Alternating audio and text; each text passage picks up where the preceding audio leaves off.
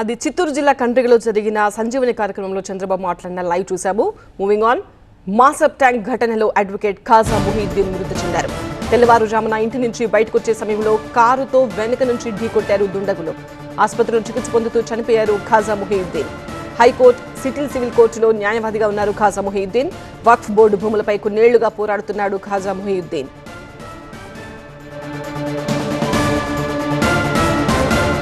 న్యాయవాదిపై హత్యాయత్నం ఘటనలో కేసు నమోదు చేశారు నాంపల్లి పోలీసులు. సీసీ ఫుటేజ్ ఆధారంగా కార్ నెంబర్ ట్రేస్ చేస్తున్నారు పోలీసులు. కారు ఢీకొట్టడంతో 100 అడుగుల మేర ఎగిరిపడ్డారు అడ్వకేట్. ఖాజా మొహియుద్దీన్ వాదిస్తున్న కేసుల వివరాలన్నీ కూడా ప్రస్తుతం పోలీసులు పరిశీలిస్తున్నారు. వక్ఫ్ బోర్డు తరపున కేసులు వాదిస్తున్నారు ఖాజా. ఆపోజిట్ పార్టీగా ఉన్న ఆలం ఖాన్ వర్గం హత్యా ప్రయత్నం చేసినట్టు పోలీసులు అనుమానిస్తున్నారు. మాసబ్ ట్యాంక్ ఘటనలో అడ్వకేట్ ఖాజా మొహియుద్దీన్ మృతి చెందారు. తెల్లవారుజామున ఇంటి నుంచి బయటకు వచ్చే సమయంలో కారుతో వెనుక నుంచి ఫాస్ట్ గా వచ్చి ఢీకొట్టారు దుండగులు. ఆసుపత్రిలో చికిత్స పొందుతూ ఖాజా మొహియుద్దీన్ చనిపోయారు. హైకోర్టు సివిల్ కోర్టులో న్యాయవాదిగా ఉన్నారు ఖాజా మొహియుద్దీన్.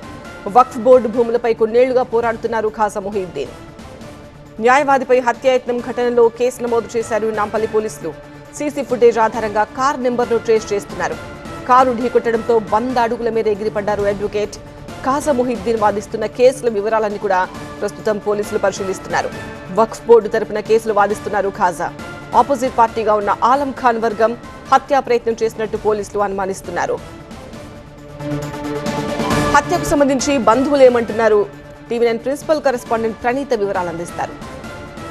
అడ్వకేట్ ఖాజా మొహియుద్దీన్ మర్డర్కి సంబంధించి ఇప్పటికే వాళ్ళ కుటుంబ సభ్యులు ఆలం ఖాన్తో పాటు అతని వర్గం పైన కంప్లైంట్ చేశారు. పోలీసులు కేసు కూడా నమోదు చేశారు. సో ప్రజెంట్ అసలు ఈ మొత్తం వ్యవహారం పైన high court advocate, bar council members ఏమనుకుంటున్నారు అండ్ ఖాజా మొహియుద్దీన్ ఫ్రెండ్స్గా ఉన్నారు.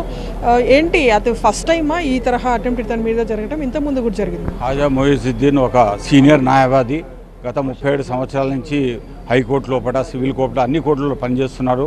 అతనికి ఎటువంటి రాజకీయ ఎనిమిస్ లేరు, ఎటువంటి విధమైన ప్రత్యేకమైన ఎనిమిస్ లేరు. ఓన్లీ ఆయన కేసులు కొట్లాడుతుంటే కొంతమంది ఎనిమిస్ అయ్యారు. ఇంతకుముందు కూడా ఆయన మీద అటాక్ జరగడం జరిగింది. కొన్ని ఇంటెన్షన్గా, ఉద్దేశపూర్వకంగా అతన్ని ఎలిమినేట్ చేయాలనే ఉద్దేశంతో ఈరోజు ఈ మర్డర్ జరిగింది. Is a clear murder. It is not any accident or any sort of the intentionally behaviourly driver తీసుకొచ్చి డైరెక్ట్గా ఒక మనిషిని గుద్ది తీసుకెళ్లాడు. ఇది హైవే కాదు. అతని ఇంటి ముందల ఒక మామూలు చిన్న రోడ్ మీద అంత స్పీడ్గా వెహికల్ వచ్చి కనబడకుండా గుద్దడానికి అంత అవసరం ఎవరికి లేదు. ఎందుకంటే మార్నింగ్ టైం అది. కాబట్టి డెలిబరేట్ యాక్ట్ అది, డెలిబరేట్ మర్డర్ అది. కాబట్టి ఉద్దేశపూర్వకంగా కేసులలో అతను బాగా యాక్టివ్గా పనిచేస్తున్నాడు కాబట్టి అతన్ని ఎలిమినేట్ చేయాలనే ఉద్దేశంతో ఈరోజు మర్డర్ చేయడం జరిగింది. అంటే ఈ తరహా కేసులు, అంటే ఈ తరహా బెదిరింపులు గతంలో అతనికి వచ్చినప్పుడు గతంలో పోలీసులకు ఏమైనా కంప్లైంట్ చేశాడా ప్రొటెక్షన్ కావాలని? గతంలో పోలీసులో కంప్లైంట్ చేశాడు. హ్యాబిట్స్లో కూడా కంప్లైంట్ జరిగింది. ఇంకా వేరే దగ్గర కూడా కంప్లైంట్ చేయడం జరిగింది. కాకపోతే నాకు మంచి మిత్రుడు ఎప్పుడు సరే మరి ఎక్కువ విషయాలు ఇవి మాట్లాడుకోలేదు. కాకపోతే ఆయనకు శత్రువులు పర్టికులర్గా ఉన్నారు. వాళ్ళ ఫ్యామిలీ వాళ్ళు కంప్లైంట్ ఇచ్చారు. కంప్లైంట్లో స్పెసిఫిక్గా పేర్లు కూడా రాశారని చెప్పారు. ఇన్వెస్టిగేషన్లో కూడా ఈరోజు బయటకు వస్తుంది. ఎంతమంది ఉన్నా కూడా ఈ అడ్వకేట్స్కు చాలా థ్రెట్ ఏర్పడ్డది. అడ్వకేట్స్ ఫ్రీగా తన వృత్తిలో పనిచేసే పరిస్థితి లేదు. ఈరోజు వాళ్ళ ఫ్రీడమ్ పోయింది. జడ్జెస్, అడ్వకేట్స్ అందరూ ఈ థ్రెట్లో, అప్రహెన్షన్లో అంటే ఎవరు పనిచేయరు. ఈ విధంగా తీర్పులు ఇయ్యేటప్పుడు కూడా రేపు జడ్జెస్ కూడా ఒక విధమైన అప్రహెన్షన్ క్రియేట్ చేస్తున్నారు. ఇటువంటి గుండాలు, ఇటువంటి అవినీతి పరులు, ఇటువంటి దేశద్రోహులు, జనాలను చంపేటోళ్ళు, ఇటువంటి వాళ్ళని కఠినంగా శిక్షించాలి. మళ్ళీ ఇటువంటి జరగకుండా జరగాలి. గతంలో ఎన్నో రోజుల నుంచి అడ్వకేట్స్ మీద సీరియస్గా అటాక్స్ జరుగుతున్నాయి. మేమందరము, నేను బార్ కౌన్సిల్ మెంబర్గా, నేను కంటిన్యూస్గా ఒక సీనియర్ లాయర్గా కంటిన్యూస్గా మేమందరము గవర్నమెంట్కి రిప్రజెంట్ చేసాం. అడ్వకేట్ ప్రొటెక్షన్ యాక్ట్ కావాలని.